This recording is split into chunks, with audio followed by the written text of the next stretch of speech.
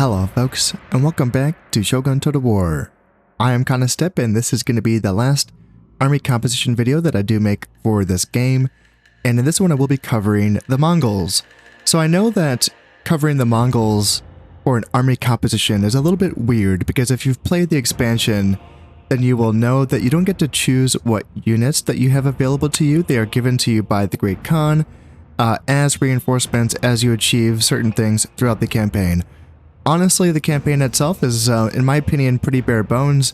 It's not my favorite campaign, but I do know that some people enjoy it, and I do like the army roster, despite the fact that this is it. It's just a 6-unit army roster, which makes the Japanese unit roster look expansive in comparison. But I do know that some people enjoy that expansion, so we can still be friends, even though we disagree. I think it's kind of a bare bones, as I said before. But this video and this army composition can be somewhat of a template more than anything else, even though you're not able to choose exactly what units that you want to use. This can just kind of be a way to kind of visualize playing as the Mongols if you want. I'm going to be using 2 different army compositions. I'll be doing 2 different battles to just showcase the different units here. Obviously, for the Mongols, the strength is going to be the Cav, so we're going with that Cav focus, but then I will be switching out the between the 4 different types of infantry units. So in this one, we'll be going with the Korean Guardsmen and the Korean Skirmishers, which are the, these are the first Javelin units that are in a Total War game. And the Korean Guardsmen are like kind of the elite, quote-unquote, infantry unit that the Mongols do have access to. They are kind of like an in-between between the Japanese warrior monks and the Naginata infantry that they have available to them. As in, this unit, the Korean Guardsmen, have the same charge bonus as the warrior monks, charge bonus of 4, but then they have lower attack than the warrior monks, but then a higher attack than the Naginata infantry, and then their defense and their armor is a bit lower than the Naginata infantry, but definitely higher than the warrior monks for sure. And then their morale is the exact same as the Naginata infantry, so it's a real kind of interesting cross between those 2 units. So they can do some damage and they can hold that line. And then the Korean Skirmishers, they actually have, so that you see this giant shield here, and you will notice that this is the first shield unit in a Total War game, because none of the Japanese units carry shields. And as far as I know, this shield itself is not modeled in game in the way that it is in medieval Total War. Whereas, you know, in that game, if you shoot from the flanks or behind a unit, or you attack into the flanks or behind a unit, then they won't be getting that shield value, right? But in this game, I think that the shield is just kind of part of the base defense slash armor value of the unit, and that is displayed by how tanky, it actually is a pretty tanky unit, and when it's put into loose formation, it can actually soak up arrow fire pretty well. There's a certain audio cue that happens when heavily armored units are being shot by arrows.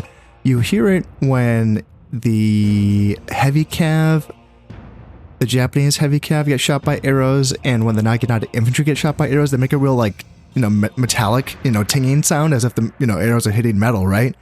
And interestingly enough, you hear the same sound when the Korean Skirmishers are being shot at, so it really does indicate that they are a pretty heavily armored unit. And then, of course, they throw their javelins. They don't have a lot of them. They have 4 javelins a soldier. They do a lot of damage, though. I think that there is an armor-piercing attribute to them. I think so. It's hard to find. It's been a while since I've looked at this, but I remember having a difficult time finding like ballistic measurements for the different ranged units in this game. So a lot of cases, I applied the information that I found for medieval Total War backwards onto these units. So when I see like javelin units in medieval Total War, I think, okay, so they probably kind of did the same thing with the javelins in this game. And I'm pretty sure that the javelins in medieval Total War do have an armor mitigation, I think, based on my memory, I think so. So they are useful in that sense. Very short range though, so you have to put them on hold formation and hold position so they don't run away. And then they will launch their javelins, preferably probably if you keep them behind your infantry unit. And then, of course, the Cav is going to be the main show for the Mongols here. So we're going to be going with 4 heavy Cav, and the heavy Cav for the Mongols, so it's going to be, again, it's interesting little cross here. So one thing to keep in mind is that the cav units for the Japanese roster are going to be 60-man strong. They're the same as the infantry units, on default that is. And that's interesting, but then to kind of balance how powerful the Mongol heavy, or cav in general, are, they made the units smaller. I think they're 48-man units, I think. So that's interesting, but I don't think the numbers make a difference. I think that the Mongol cav units still win those engagements, I think. I guess we'll be learning some things during this battle that I'm about to fight here. But let's see, off of memory here, Mongol heavy cav, I think they have higher charge bonus and higher attack than the Japanese heavy cav, but then they have lower defense and lower armor, but then higher morale. So it's again, it's a bit of a give and take here. And then the Mongol light cav are just straight up better in every single way. As horse archers, they're fantastic. They have better morale, attack, defense, armor, the whole thing. They're better. I think they're even faster than the Japanese horse archers. They're absolutely fantastic. So they will be fun to use. And then for the Japanese army, I'm just putting this in here. I'm just using my Shimazu army composition, but instead of guns, we just have the crossbows, which is the only unique unit for this expansion for the Japanese roster. And this is because this took place a couple centuries. I think the Mongol invasion took place a couple centuries before the Sengoku Jidai. What was it? Was it the 13th century? Whereas the Sengoku Jidai was the 16th century? Most of it, late 16th century. So yeah, they didn't have guns at the time the Mongols were invading. So crossbows, I guess, is what we're doing here. I remember, it's been so long. I did look this up, but I can't remember. I think I needed a viewer to kind of give me the rundown of the history of crossbows in Japan, because I was like, what? Crossbows, eh? Interesting. But they basically work like guns. So that's why I'm using them in my quote-unquote Shimazu army composition right here. Just kind of using the crossbows instead of the muskets. And yeah, other than that, as you can see, this is kind of a pre-Sengoku Jidai army. So warrior monks weren't really a thing back then. Other than that, I think we're seeing most of the same units. No battle with ninjas, that's interesting.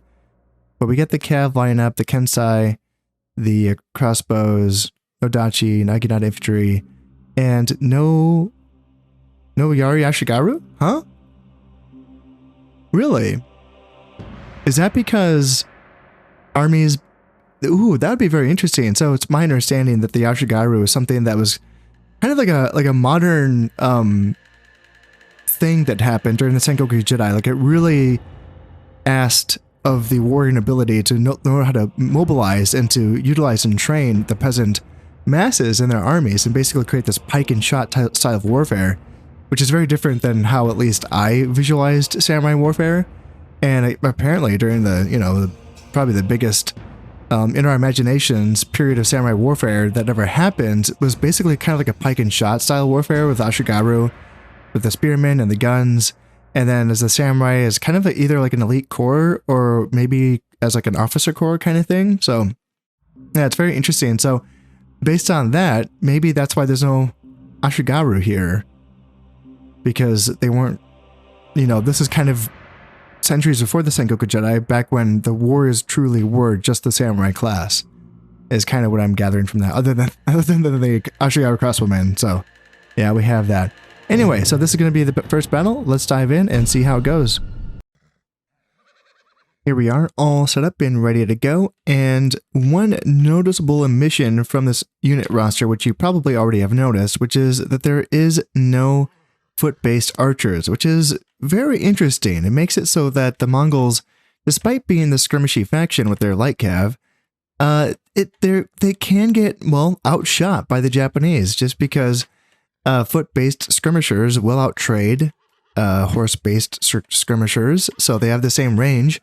And in this case, there's even a higher unit count for the infantry rather than the 48-man cav units. So yeah, there's nothing that we can do about it. We have to kind of march on to them. Now, I tried many different combinations of unit groupings to try to get my all 4 Korean guardsmen in a line and then all 3 Korean skirmishers right behind them. And nothing that I tried worked. I was trying different arrangements. I was clicking on different orders of like guardsmen and then some skirmishers and then another guardsman. and I could not get that formation. So instead I just put them in skirmish forward, which is grouping number 5 if you use the hotkeys. And somehow, for some reason, that ends up with this. With 2 guardsmen up front, followed up by 2 skirmishers, with a skirmisher, or sorry, guardsman, skirmisher, guardsman. So this guy's going to be too far out of, like, he's going to be too far back here to really do anything. This skirmisher's range is not going to be enough. So I don't really know how I'm going to use this central grouping. It's going to be a little bit awkward for me, but I do rather have, I try my best to keep my groupings as broad and basic as possible, just because it makes the microwing easier. The easier it is to, you know, command your armies, the less micro mistakes that you have. And positioning is everything, as I'm sure you know. So, as you can probably tell by this plan, the idea with the light cav, since I know that I can't out-skirmish them or outrange them, if anything, if I can pull them apart on the flanks, you know, and pick them apart with my cav on the flanks and then deliver a decisive blow with my infantry, that's going to be good enough for me. So, they are going to be advancing, so they have to attack, and yep, looks like they want to.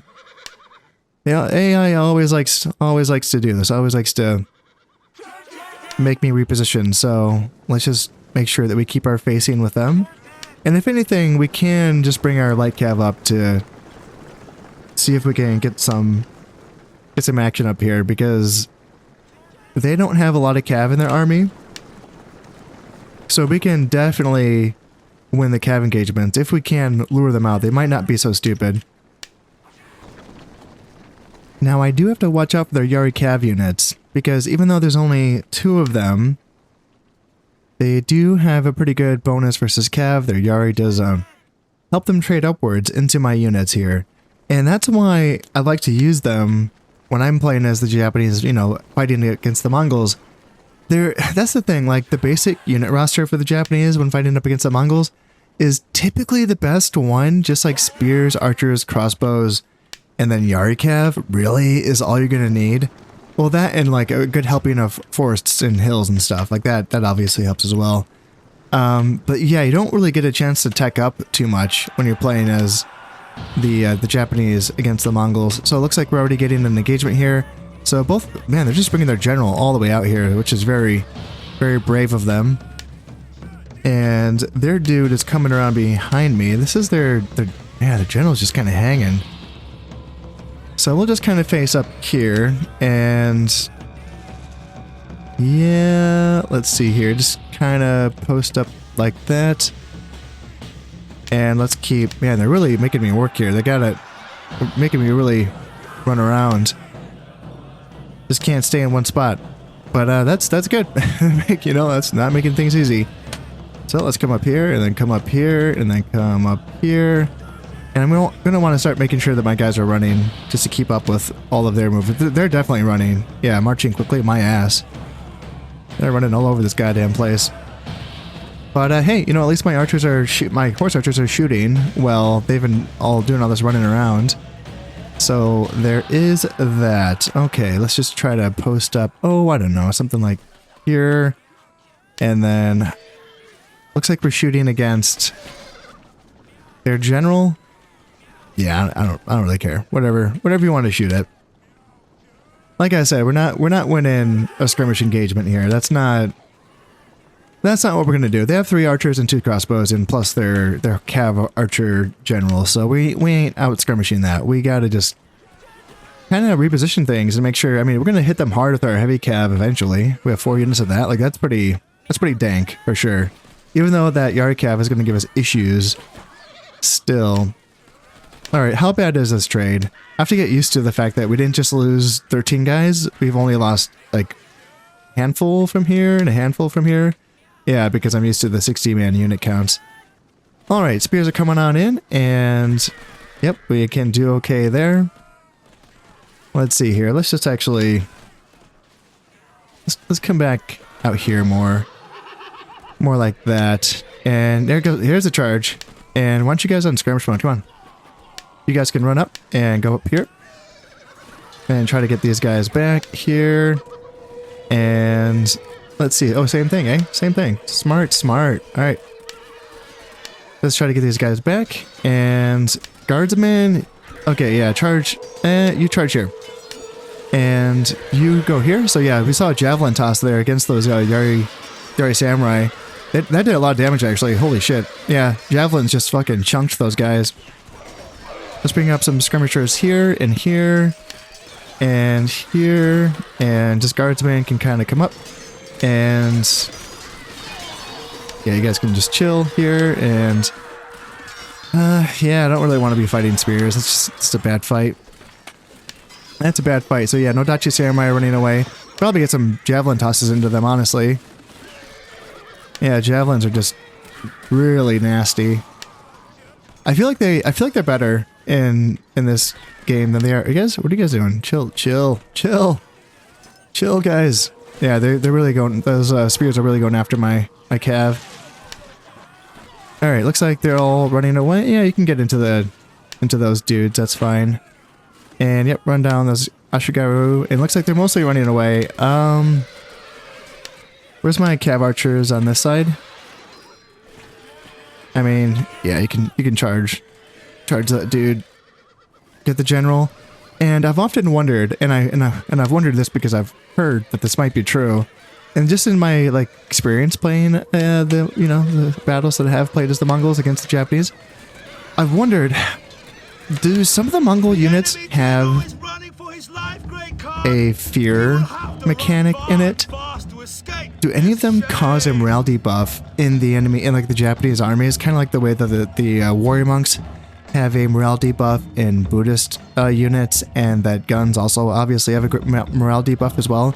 It's been rumored, I don't know if it's true or not, but it's been rumored that maybe Mongol like have like a morale debuff, but I don't know, it's hard to say because when we're seeing all those like Nodachi Samurai just breaking like that, it's shocking to me because I know that they have a morale of 8. It's a really high morale unit. But at least in the one volley that we did see of those Korean skirmishers, where like they got a volley into the spears and they just like chunked them down, like they really did a big chunk. And I know that there are morale shocks in this game. So like when you get a morale shock, when you lose a certain percentage of your unit all in one big blast, like a gun blast or like a javelin volley or something, that adds an additional morale, shock, whatever. You get what I'm saying, I'm trying to say. So like it's hard to know if there is a real fear mechanic for these units, or if it's just because they're so fucking good that they just really do shock the Japanese armies with their brutality. So that's going to be the first battle, and now we're going to be getting into some fun units for the second battle. Oh, sure, and I guess we can take a look at these kills as well. So yeah, Mongol Heavy Cav, 1 honor gained, 134 heads taken, 17 men lost. That's just insane.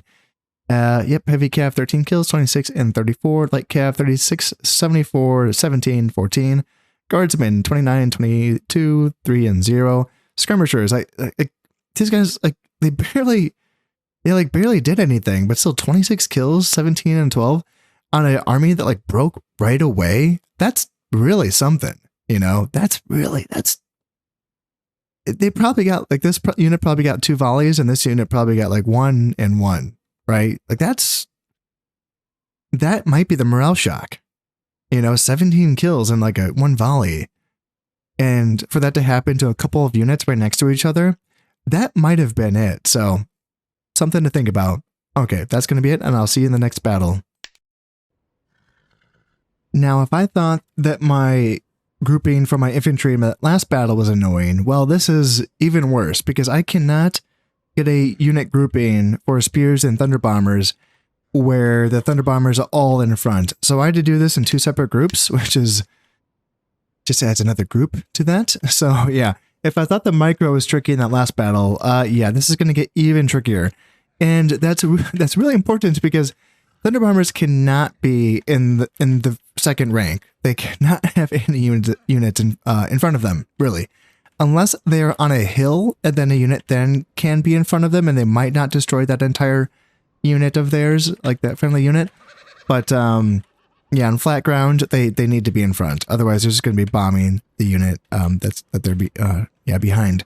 So it's a fun unit, though. I mean, thunder bombers. Come on, these guys have grenades. They throw them in these little satchels that they swing around on a stick, and they're pretty awesome. And quite frankly, for those of you who are familiar with Medieval Total War, And the naphtha throwers in that game, they're very similar in concept, right? They're just throw medieval grenades. But I remember having much better success with these units. Now that I'm seeing it, I'm realizing why that must be the case, because in medieval Total War, the naphtha throwers, I think, are 12-man units, and these are 30-man units. So that explains it. This whole time I've been wondering, like, man, why can't I get naphtha throwers to work in medieval Total War? I just can't get them to be as effective as they are in this game. And then I'm like, oh, they're more than, like, they're almost 3 times the size. So yeah, that explains it. Yeah, so now that I've said that, watch me just completely flub them and then just don't use them correctly. But we'll see. If we can get some awesome grenade tosses, then it'll all be worth it. So Korean Spearmen, how do they compare against Yari Samurai? They're worse. They're worse. Not like so bad. They're in between Ashigaru and Korean, yeah, the Yari Samurai. I think they just have like 1 point lower of like defense or armor, and then 1 point lower of morale, I think. So it's not a considerable amount. They are still better than Ashigaru, but yeah, they're not super great. So we're going to be relying on the Thunder Bombers to clear out any enemy infantry, because these guys are not going to be getting it done. They're not like the guardsmen that can win certain engagements head on, or at least hold their ground. They're going to be really kind of getting mulched through. If you go up against any dedicated anti-infantry unit, like a Nodachi Samurai, luckily warrior monks don't exist in the Mongol invasion expansion. Otherwise, yeah, they would just be tearing these people apart. But we will be relying on the Thunder Bombers to get those grenades in to break up the enemy infantry formations. Now, with them being in the front row rank, that is a little bit tricky.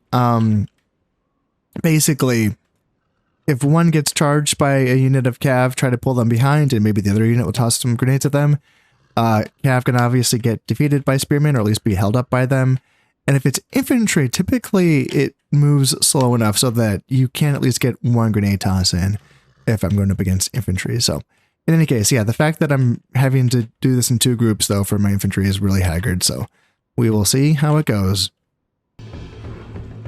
Already, we're getting a bit of a engagement over here. My Cav are shooting down their Yari Cav, and that works for me. Looks like the rest of the formation is just kind of going head on.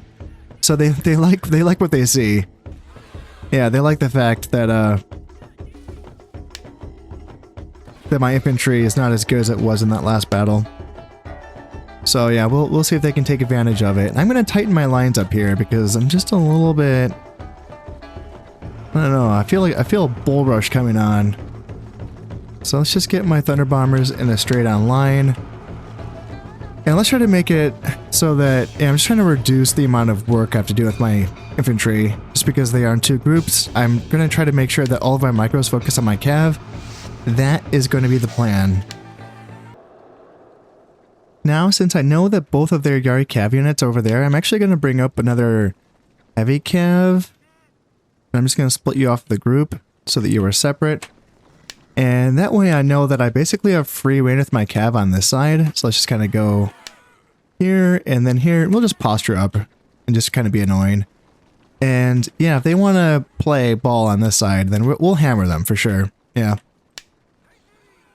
For sure. Yeah, I mean, 2 Yari Cav and even a Nodachi Samurai, yeah, that's a lot of scariness, but I think overall, let's see if I can start shooting. You guys shoot at those Nodachi Samurai any second now. Any second now. Because I think that's the unit that I want to be targeting, is those Nodachi Samurai. And then on this side as well, shoot those Nodachi Samurai as well. Hell yeah. Hell yeah. Yeah, do damage against them, please. And yeah, they're still not in range. That's fine. We'll shoot spears. That's fine. Yari Cav are starting to creep, so I'm going to start to get my Mongol Heavy Cav into position here and then here. And yeah, these guys really don't want to be taking this fight.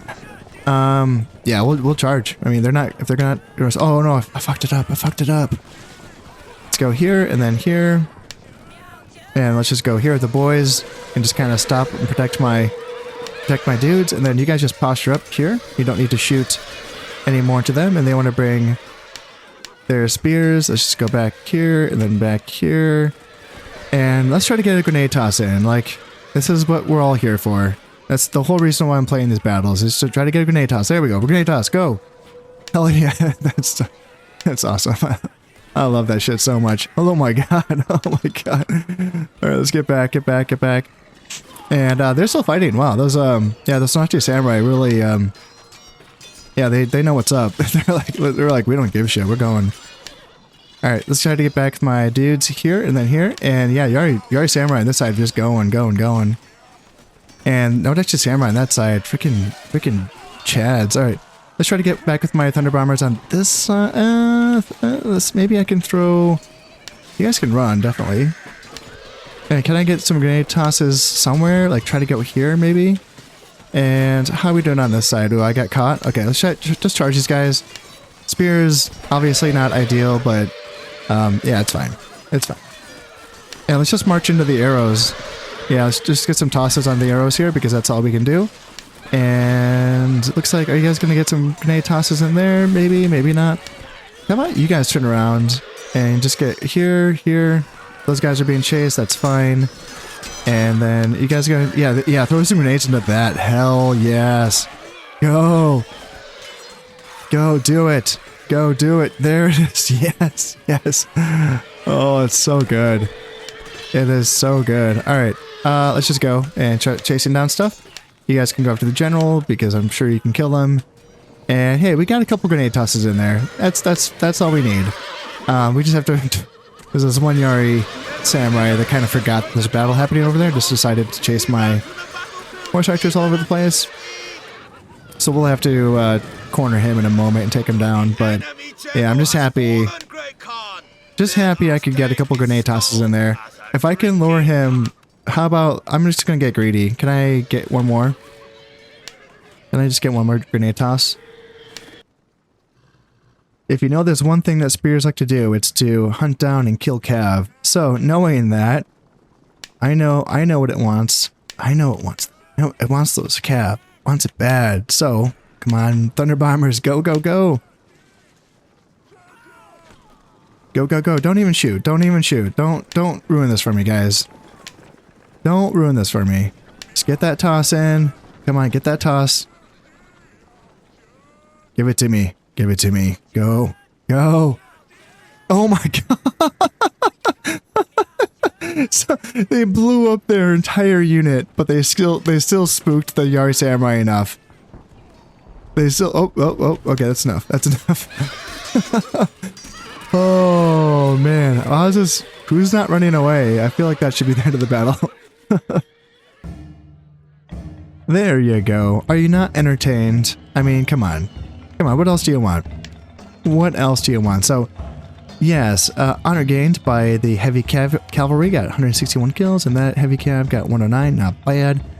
Yeah, 22 kills for my general, and then let's see, 43 and 65 for the heavies. Light cav 38, 16, 25, and 18. Green Spears 001, so try to do as little as possible. And then Thunder Bombers, check this out, like 91, 125, and then 3. So for all of you Medieval Total War enjoyers who have been listening to me talk about how I can get Thunder Bombers to work in this game and then just not having that big of a issue with it, and being confused by why I couldn't get the naphtha throwers to work in Medieval Total War, there you go. I knew I wasn't being crazy. I was like, no, they work, I swear.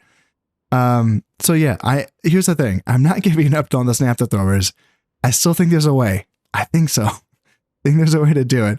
I just haven't figured it out yet. So anyway, I'm going to keep working on that, but that's going to be it for this video. And that's going to be it for my army comps for Shogun Total War. And I'm looking forward to getting into some Medieval Total War army comps for Medieval Total War. And yeah, we'll see if I can maybe get those naphtha throwers to work for either of those. We will find out. So I'll catch you next time. Until then, I've been Concept playing Shogun Total War. Thank you very much, and goodbye.